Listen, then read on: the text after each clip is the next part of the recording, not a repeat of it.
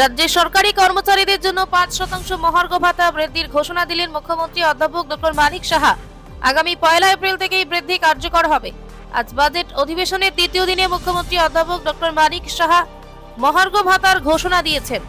এই সিদ্ধান্তের ফলে প্রায় ১,০২,৫৬৩ জন নিয়মিত কর্মচারী উপকৃত হবেন। পাশাপাশি ৮১,০১৯ জন পেনশনভোগী এবং অনিয়মিত কর্মচারীরা উপকৃত হবেন। এর ফলে রাজ্য কোষাগারের উপর বছরে প্রায় ৫০০ কোটি টাকার অতিরিক্ত আর্থিক চাপ পড়বে। রাজ্য সরকারের ফিনান্সিয়াল কনস্ট্যান্ট আছে, তবু আমি রাজ্যের কর্মচারী এবং পেনশনারদের সাথে ৫% দিয়ে ঘোষণা করছি।